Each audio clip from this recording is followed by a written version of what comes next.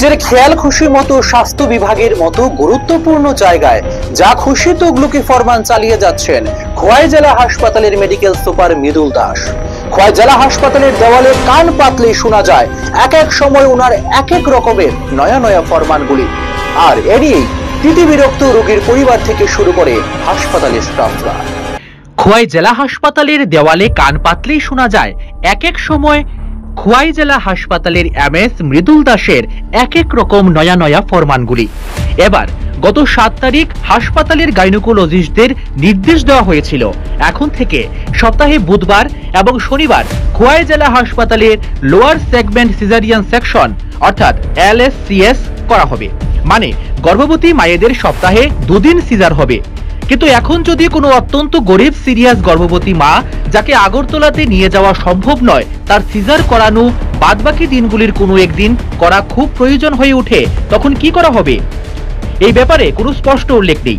এরকমই এক অত্যন্ত গরিব গর্ভবতী মা এই ফরমান বের হওয়ার পর তার সিজার করা নিয়ে সমস্যার সৃষ্টি হয়। এই বিষয়টি নিয়ে খোয়াই জেলা হাসপাতালের গাইনোকোলজিস্ট অর্ঘ্য মাল্য দেববর্মাকে প্রশ্ন করা হলে আরেক বিশিষ্ট ডাক্তার বিশ্বজিৎ দেববর্মাকে পাশে নিয়ে তিনি সাংবাদিকদের সাফ জানান, খোয়াইবাসীর স্বার্থে, বিশেষত গরিব অংশের যারা রয়েছেন তাদের স্বার্থে এই ধরনের নোটিফিকেশন সাইডে রেখে পরিষেবা চালিয়ে যাওয়ার চেষ্টা করছেন তারা। এতে করে ওনাদের শাস্তিও হতে পারে, কিন্তু কিছু করার নেই। গরিব অংশের মানুষ যাবে তো যাবে কোথায়? অনেকের পক্ষে আগরতলায় গিয়ে সিজার করানো সম্ভব নয়। অনেক ক্ষেত্রে খুব আপদকালীন রোগীও আসে, তাদের বিষয় নিয়েও এখানে কোনো উল্লেখ নেই। তাই বাধ্য হয়ে আমরা এই ধরনের নোটিফিকেশন এক সাইডে রেখে কাজ চালিয়ে যাচ্ছি। উল্লেখ থাকে, খোয়াই জেলা হাসপাতালের মেডিকেল সুপার হিসেবে মৃদুল দাস দায়িত্ব পাওয়ার পর থেকে একের পর এক নিজের খেয়াল খুশি মতো ফরমান চালিয়ে যাচ্ছেন বলে হাসপাতালের অন্দরে কান পাতলেই শোনা যায়।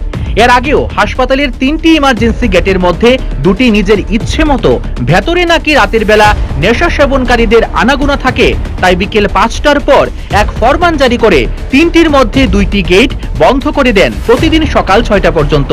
এতে করে জরুরি পরিষেবায় যারা হাসপাতালে আসেন রোগী নিয়ে তাদের মারাত্মক সমস্যায় পড়তে হয়। এখন প্রশ্ন হলো, যদি রাতের বেলা সন্ধ্যার পর থেকে হাসপাতালের ভেতর চত্বরে নেশা সেবনকারী এবং সমাজ বিরোধীদের আনাগোনা থাকে, তাহলে হাসপাতালের সিকিউরিটি ব্যবস্থাকে আরো বাড়িয়ে মজবুত না করে সিসিটিভি ক্যামেরার ব্যবস্থাপনার বহর না বাড়িয়ে এইভাবে তিনি গেট বন্ধ করে রাখতে পারেন। আর নেশা করার হলে তো একটি গেট দিয়ে ঢুকেও নেশা করতে পারে। এই ব্যাপারে ঊর্ধ্বতন কর্তৃপক্ষ কোনো এক অজ্ঞাত কারণে ব্যবস্থা নিচ্ছে না বলে অভিমত একাংশের। খোয়াই জেলা হাসপাতালের এমএস এর এই ধরনের অনৈতিক ফরমান জারি করার ফলে বেজায় ক্ষুব্ধ হয়ে উঠেছেন জেলা হাসপাতালের চিকিৎসক, স্বাস্থ্যকর্মী সহ গোটা খোয়াইবাসী।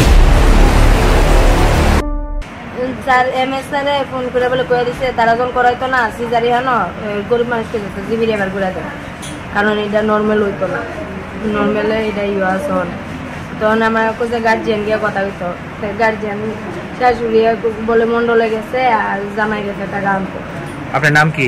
পাপিয়া চৌধুরী। বাড়ি করে নেয় পরমোরা টিবাগা। কোন ডাক্তার দেখান আপনি? অর্ঘ্য মাল্য দেববর্মা। হাজবেন্ডের নাম কি আপনার? মনোজিৎ দেব। কি করে উনি? রাজমিস্ত্রি কাজ দুগালি।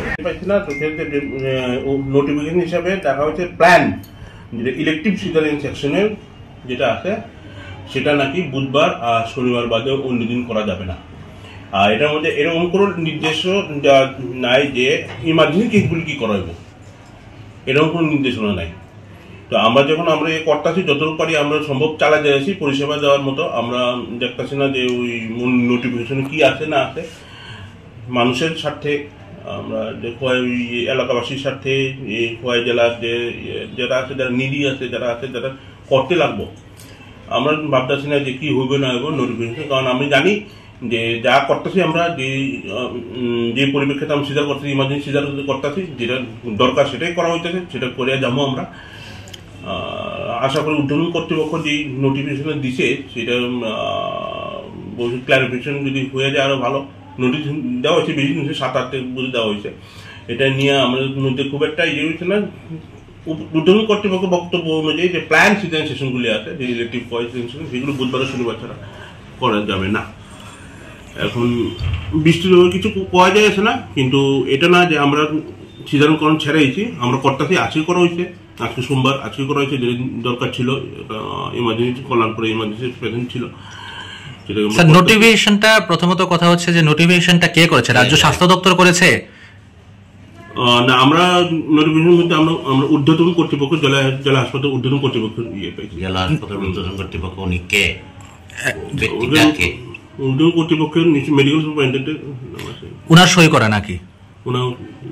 আচ্ছা, আর দ্বিতীয় কথা হলো আপনারা যে নোটিফিকেশনটা পেয়েছেন এটা মানে কি লেখা আছে এখানে, পরিষ্কার কি বলা আছে? পরিষ্কার বলা আছে যে ইমার্জেন্সি কলার কিছু বলা নেই, ওখানে বলছে প্ল্যান আগে প্রতি বছর